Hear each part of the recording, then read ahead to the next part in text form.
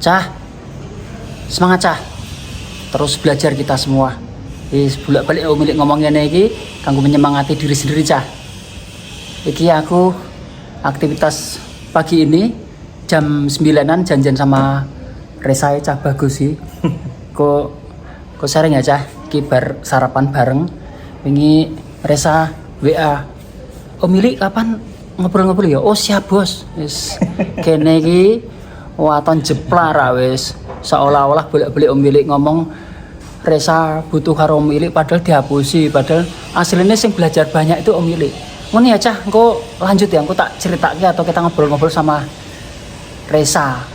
Keren bocah iki. Ngono ya Cah. Salam Sa. Hai. Sampai ketemu nanti. Cah. Ketemu nih Cah. Iki karo Mas Resa. Engko bar iki ngobrol-ngobrol ya, sebelum ngobrol-ngobrol iki aku ceritai saiki aktivitasnya di rumah Sasongko iki Cah tak dodoke sik sedelok Cah, mubeng sedelok. Sik ya Cah sedelok Cah. Siap. Cah do sinau. Wah, ngono Cah. Sinau terus ben dadi wong sugih. Iya, Cah bagus. Iki bagus tapi mulai buta. Iki jenengmu sapa le? Tista. Ngimbian asprine budayawan asmane Pak Pri GS. Terus Pak Pri GS dipundhut Gusti Allah ya wis akhirnya dhek klewung daripada kabur kangenan terus karo Om Mili saiki sinau bareng ya Tis. Wis pokoke ngegas terus sinau terus. Ki Cah, ki jenenge Latif. Ki mulai usaha. Ki mbukake nek esuk wis bayar request. Wah, dian. Wingi Cah 2 bulan yang lalu cek jadi pembantu rumah tangga, dadi ART, saiki wis dadi pengusaha. Ki pasangane partnere. Jeneng sapa le? Sani, Pak. Sani. Oh, milik ki nyekel kita le, nyekel ki kangelan sih ano. Ki lho. Nyekel gojane ki angel lho. Nah, cantang carane ngene. Ki jenenge Raffi. Vi. Oh, ki mentor. Iki jagoan-jagoan iki para periset. Mas Arif. Mbak Tri. Wes, Mbak Tri sik dadah mau kelewatan. Sorry. Bali Mbak Tri, Bali. Ada. Metal Cah. Wes pokoke ning ngene rumah Sasongko karena tempatnya Om Mili kabeh wong digathaki ra wis. Ki Aisyah. Sinau Sah? Nggih. Wis. Cah ki ngobrol karo asmane jenenge Mas Resa ya sebagai dokumentasi Om Mili. Proses kreatif Om Mili juga sih karena pada sekitar gabung usia piro ya Sa dirimu karo Om Mili ya saya waktu itu ya? Sekitar 19 tahun. 19 tahun Cah. Jadi ki termasuk wis dadi anakku. 19 tahun nih umure waktu itu. Sekarang usianya lumayan lah. Wis ki jek jomblo Cah. Jadi nek kalian padane ana sing golek jodoh arep taaruf iki miliarder iki Cah. Silakan. Ki goleki kontak personnya atau Instagrammu apa le? Reza Dipur. Reza Dipur. D POR. POOR. Iya. Kok pur ki kan berarti kan miskin le. Ngobrol-ngobrol ya San, minta waktu ya Sa. Iki mau ini tadi Cah, sebentar ya Cah. Tak pas kesik posisi ini sebentar. Tuh cet. Ning kene kayak ini nak. Wah enak ya. Iki Cah jadi iki wingi to karo Anis to Sa. Yeah. 3 iki lho mic lho, karo nyobain mic sih, trial mic sih. Kok ya lumayan ya. Lho, jarake iso adoh ngene, penak kita ngobrol santai karo ngopi. Terus ngobrol santai ya. Bisa. Jadi saya tak ceritake jenenge Resa. Lengkapnya sapa Resa? Reza Dwi Purwanto. Resa Dwi Purwanto. Jadi iki gabung karo Om Mili nalikane itu tahun 2008 akhir. Itu Om Mili punya program dengan Bank Indonesia, dengan Dinas Pendidikan dan Kadin Jawa Tengah waktu itu. Kadin Jawa Tengah ketua ketuanya masih Pak Solehdi. Jadi Kalau kemudian dilanjutkan Mas Kukrit. Ini saya cerita ke proses kreatifmu ketika gabung karo Milik lewat program jenenge Wira Muda itu proses jangan program Wira Muda ya bener. Iya, Wira Muda. Proses kreatifmu cerita le. Santai le, ngomongmu santai wes sampai namu. ya, jadi pada tahun 2008 itu kan aku lulus SMA Mas Eli. Itu bulan Juni ya. Nah itu selang beberapa bulan itu dapat info dari tetangga namanya Mas Agus yang sekarang kerja di Mas Dodot. Oh, Agus. Ya, itu ngasih selebaran brosur Wira Muda itu. Ya, waktu itu CRU bikin program itu ya. Ya, itu kan saya kira kan di brosurnya kan tulisannya kan beasiswa pendidikan desain grafis gitu kan. Jadi kan nggak ada bayangan tuh bakal ternyata kok ada itunya, ada mesnya juga, ada kok mas, ada karantinanya juga. Ada karantina, ya, ada mesnya, ada ya. waktu itu memang kita kerja sama pendidikan, terus pinjam tempatnya di BB Dikjur itu kan, di Jalan Brotojoyo Pondok Indah Prasta itu. Terus? Jadi tanpa tahu itu saya daftar Mas Ili, daftar dan alhamdulillahnya lolos tuh seleksi dari ratusan anak lah yang daftar waktu itu. Yang keterima cuma berapa ya? 11 atau 12 waktu itu? 12 orang. 12 orang. Nah, kalau nggak salah 12 orang. Bener 12 ya? Nah, itu di sana kami ber-12 di karantina selama kurang lebih 1 tahun Mas Edi. Setahun ya waktu itu ya? Ya, itu kami ber-12 tidur di namanya BP Dikjur. Itu di Jalan Brotojoyo lokasinya. Nah, kegiatan kami di sana itu setiap pagi kami diwajibkan sih sholat berjamaah bareng-bareng. Jadi ber-12 itu kalau bangun pagi ya pagi jam 5 pagi. Cewek-cewek, cowok-cowok. Ya. Cowok itu lupa ya. Cowok iki nara salah 6. Pitu. Cowoknya lebih banyak soalnya. Nah, itu setelah sholat subuh kegiatan selanjutnya bersih-bersih lingkungan sekitarnya. Jadi kita itu di kegiatannya setiap pagi bersihin lingkungan di sekitar tempat mes kita tidur waktu itu. Ya. Nah, setelah itu jam 7-nya itu kita kelas kayak kuliah kayak gitu. Kita di sana belajar pembentukan, diajarin karakter sih, lebih ke karakter bisnis. Jadi gimana menjadi seorang pebisnis ke depannya. Kan emang tujuan dari program ini kan mencetak pebisnis ya Mas Edi ya. Waktu itu ya program yang aku bikin, makanya Wira Muda itu kan, wira usaha tapi yang muda. Terus itu itu setiap pagi jam 7 sampai sekitar jam 9 Mas Edi ya, 2 jam ya. Ya, di sana kegiatannya ya ada baca buku, ada sharing lah.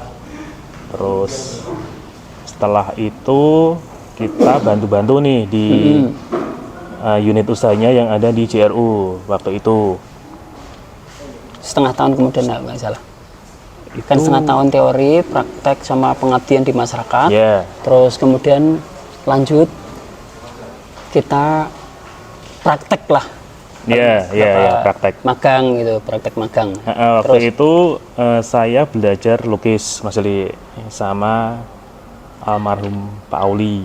Waktu itu. Kelingan Pak Auli Kastari aku. Bener-bener. Dan dulu sempat ikut beberapa pameran juga sih. Yang lukis di plat tuh Mas Eli. Oh iya, plat cetak itu loh. Cetak ya. Itu kan bekas-bekas sempat recycle kita sempat laku juga kan gambarku kayaknya. Iya, tuh di Bank Indonesia. Laku. Kan nggak nyangka juga. Nah, setelah itu aku dikasih kesempatan sih sama Mas Eli buat bikin bisnis pertamaku sih. Waktu itu kan aku minatnya di bidang fashion t-shirt. Terus waktu itu kan aku cari nih t-shirt yang kira-kiranya nggak pasaran, tapi punya niche market yang lumayan lah, punya komunitas yang sangat-sangat loyal kayak gitu. Terus aku pilih main di t-shirt anime namanya Hikaru My Clothing. Oh, anime ya di Ya. Hikaru waktu itu. Ya, Hikaru. Sempat meledos, Sempat meledos. sempat top itu. Cerita Itu tahun prosesmu. 2000, kalau nggak salah tahun 2010 ya. Tahun 2010 itu mulainya. 2010. Itu di awal Hikaru. itu Hikaru nyobain ready stock dulu tuh. Nah, kan kita pakai apa? Produksi dulu, nyoba 2 desain waktu itu. Nah, ternyata kok jual t-shirt ready stock dengan 2 desain aja itu susahnya minta ampun waktu itu. Terus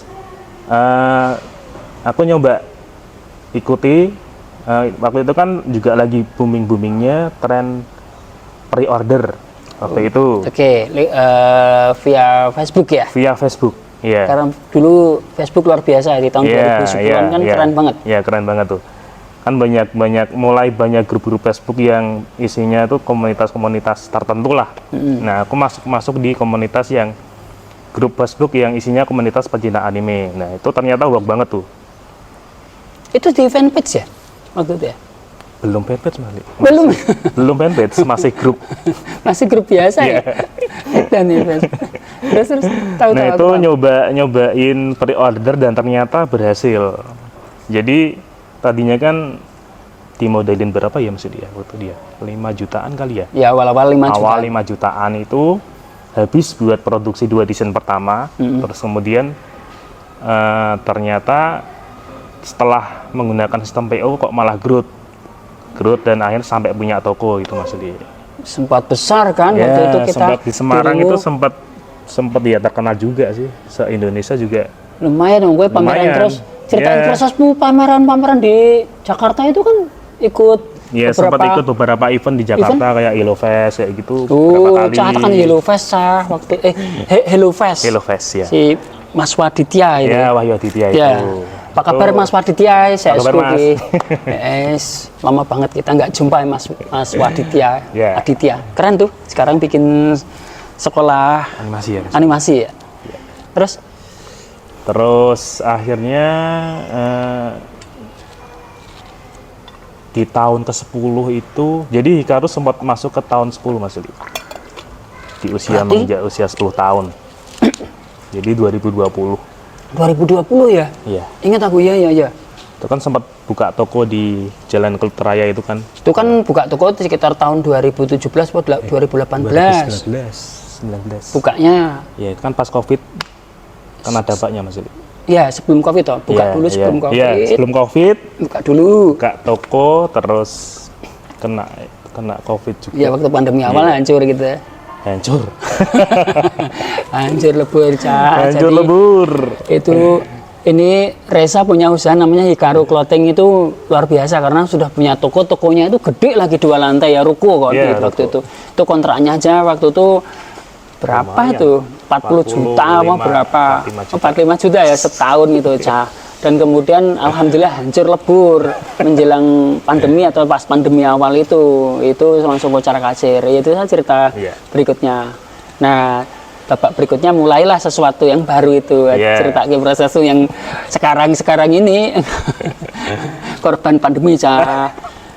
Terus Nah, untungnya sebelum Hikaru tumbang itu aku sudah merintis. Jadi sudah ada proses bisnis pivotnya ternyata. anu tuh bikin skoci dulu toh, bukan Iya, pivot bikin- itu kan iya, skoci. iya, skoci. Siapa Bener-bener. tahu kok bisnisnya Iya, Hikaru sing wis buat- mlaku sistemnya hancur, Bener, ternyata bener, tenan. Ya disarankan sama Sili buat bikin sesuatu yang baru. Terus ya itu Mas Sili dulu cuma bilang sih, siapa tahu ini bisa jadi, malahan bisa jadi sumber pendapatan terbesar waktu pertama Mas Sili. Kalau Mas Sili inget. Iya, Iya. inget aku. Karena kowe bocah sing termasuk dablek. Iya.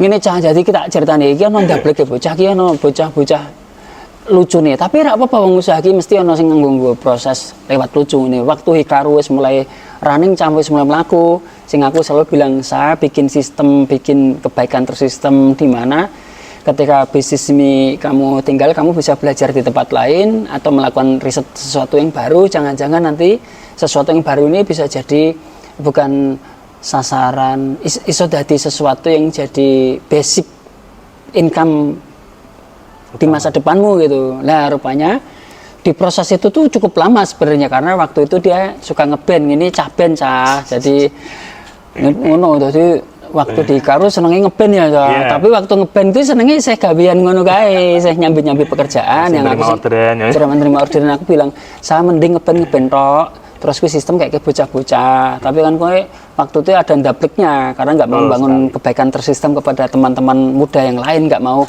apa ya, ilmunya nggak mau ditransfer sesegera mungkin itu ya, itu karena sangat menikmati. Jadi ono jenis manusia toh cah pebisnis itu bukan hanya karena dia nggak mau berbagi, tapi karena memang dia menikmati proses bahwa dia itu perfect dan dia menikmati apa yang dilakukan itu adalah hiburan atau ya kesenangan sih sebenarnya, karena bukan karena nggak ingin tidak berbagi, bukan. Betul. Ya waktu itu ya.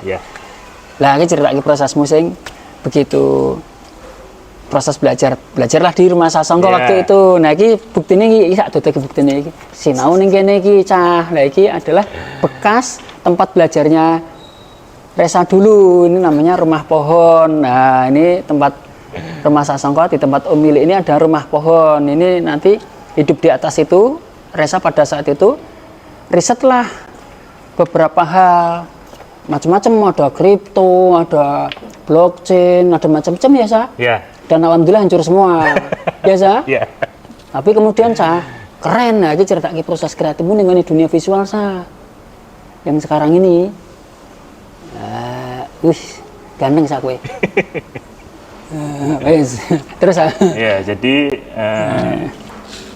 saya disarankan sih, dikasih pandangan sama Sili untuk membuat studio visual yang bergerak di nggak jauh-jauh dari Karu dulu ya Mas Sili ya. Tetap dengan segmentasi di awal ya anime. Anime waktu itu. Sasarannya, targetnya anime. Waktu itu. Nah di awal itu simpel sih idenya sih, ngejual desain-desain kaos yang dulu dipakai di Karu untuk dijual di sebuah platform digital namanya Fiverr. Fiverr cah. Ya, itu tadinya sih saya nggak yakin ya Mas Li ya. Tapi kok ternyata setelah dicoba. Kok tak zaman semono ki ora yakin ya. Lagi Mas Li.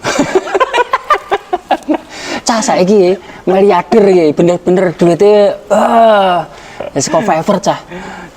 Terus nah, yang bikin aku yakin itu di pertama kali aku buka gig namanya ya Mas Li ya. Kalau di Fiverr itu namanya gig.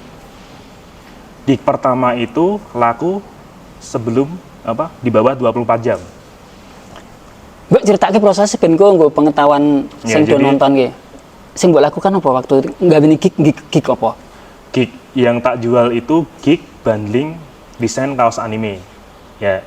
Yaitu yang aset-aset dari desain di Karu itu tak jual, tak bundling per 100. Per 100-an. Terus tak jual, tak upload di Fiverr itu. Terus I will send you 100 anime teaser design ready to print. Kuwi cah, semoga-moga ki ana manfaate. Ngobrol ngene kanggo kalian-kalian cah nom-nom kuwi mungkin bisa belajar saka Resa iki. Terus nah, setelah itu kan wah kok laku ya. Kurang dari 24 jam waktu itu ya. Oh mungkin iya Mas. Keren ya. Jadi jam 8 malam itu saya publish gignya. Terus pagi itu sudah ada orderan langsung. Pas sholat subuh itu sudah ada. Tanda-tanda ditresnani Gusti Allah ki ngono cah. Itu pertanda. Aku yakin sih iki. Bener ta? Wah, yakin setelah laku ya Sa. Waktu melakukan aja belum dikeyakinan ya Sa. Wis pokoke manut karo mentor sik ya Sa. Terus Le. Nah, terus setelah itu kok ternyata pertumbuhannya kencang banget. Kalau dulu waktu angkatan saya misalnya waktu itu kan hitungannya itu cepet banget sih. Nggak sampai 1 tahun itu sudah level 2. Terus kurang dari 2 tahun sudah top rate Mas Udi. Kurang saka 2 tahun sudah top rate. TRS, top rated seller. Top rate seller di Fiverr. Di Fiverr. Itu sih singkatnya sih Mas Li. Terus alhamdulillah juga ditawarin juga buat patungan ya Mas Li ya. Patungan buat beli kantor sih. Dipakai rame-rame aset bangunan. Terus sekarang dijadiin kantor buat tempat berkarya bareng-bareng. Di sana ada sekitar 70-an anak ilustrator dan animator di sana. Kita sing duwe omah obah, salah satu pemiliknya omah obah itu. Kalau kalian pas searching ketemu omah obah itu, ada sebuah coworking space, isinya anak-anak ilustrator, jumlahnya lebih dari 70-an anak. Karena sekarang yang pada ke situ aja, sebagian aja sekarang sudah pada geser lagi ke tempat lain karena kan tambah banyak kan udah mulai sesak kan waktu itu. Yang waktu kemarin tuh. Itu Ca. Terima kasih ya Sa. Meski jadi manfaat ki sharing musing sedikit banget tapi moga-moga iso dadi stimulasi ternyata Ca. Proses kreatif sesederhana ngono. Apa juga pesan morale Ca? Ada dua hal yang penting. Pertama adalah Ca wis apa-apa kuwi manut karo mentor sih. Mentor ki luwih paham. Betul. Tapi cari mentor yang memang benar-benar dia ngerti apa yang dilakukan yang disarankan itu. Nah, yang berhati-hati adalah kalian harus cari mentor yang benar. Karena kenapa? Karena milih di Fiverr, di Upwork, di banyak platform-platform visual itu memilih benar-benar riset waktu itu. Makanya ketika aku stimulasi Anis Tosa, terus kemudian meledos tahun 2014 tahun 2015 dan aku dorong Anis untuk ngajarin teman-teman termasuk ngajarin dirimu dan itu proses kreatifmu langsung bang ya Allah. Dan memang dirimu tanda dicintai Allah itu sangat tampak karena habis sholat subuh 24 jam sebelum 24 jam ngupload gigs I will send 100 animated shirt itu aja di Fiverr langsung laku dan itu langsung seminggu itu udah berkali-kali ya. Cuma bundling gawe desain kaos anim itu, wah ternyata simpel loh. Hari ini tuh dimungkinkan siapapun bisa bertumbuh lah. Catatan kedua adalah jangan hanya manut mentor. Yang kedua adalah penting Ca untuk bisa berkembang. Justru yang pertama adalah jangan percaya mentor. Yang kedua adalah jangan percaya mentor. Nah, terbalik. Karena dengan begitu dirimu akan membuat tabayunmu sendiri memvalidasi apa yang dikatakan mentor bahwa kok barking ini ya Sa. Ternyata tidak semuanya yang disampaikan dari mentor karena mentor di JRU itu jaringan rumah usaha di tempat atau di rumah Sasong ini banyak. Resa kemudian juga mencari dirinya sendiri lewat riset biasa ya. Dan alhamdulillah Ca saiki Resa ya sudah di pendamping beberapa bisnis di jaringan rumah usaha. Alhamdulillah ini tadi ngobrol tentang membeli aset lagi di daerah Sampangan itu nilainya juga alhamdulillah nanti pasti sudah begini Ca. Kini urupe ngene iki urupe apa? Kira-kira itulah. Kita di semangat ini bukan untuk pamer, bukan untuk ujub tapi memberi semangat kepada teman-teman visual. Di dunia visual itu seperti dunia samudra. Kalau kita bisa memainkan satu pantai saja, kita nggak akan pernah selesai. Dan sangat besarnya dunia visual yang selalu Om Billy bilang, satu dunia visual, kedua dunia suara atau namanya musik. Ya, ketiga dunia writing. Ketiga hal ini, satu writing, kedua dunia suara atau musik. Yang berikutnya adalah visual. Itu nggak pernah habis, sampai kapanpun nggak akan pernah habis. Sama kasih ya Sa. Sama-sama. Sukses terus ya Sa. Aku saya kayak belajar sekolah dirimu karena informasi terbaru Fiverr perkembangan apa kan justru dari dirimu. Ki Mas, ki anim, ki mulai Fiverr ngetok ki. Terus aku ngomong saya ki mau rodok pinter sedikit aku gawe YouTube channel rakyat gawe short tok wis pokoke janjine YouTube jarine nek gawe short sampai 180 hari terus menerus itu dijanjikan langsung bisa dimonet. Bahkan janjinya YouTube yang terakhir itu bisa langsung dimonet tanpa harus ngeliat subscribe-nya berapa. Nah, Om ngene-ngene iki Ca, selain ya aktualisasi diri, ada dokumentasi, tapi juga sedang meriset sih bahwa adakah kemungkinan bahwa nanti YouTube channel ini bisa jadikan saluran-saluran rezeki lagi. Oh ya Cah, terima kasih. Pokoknya selalu semangat. Pertama, jaga kesehatan.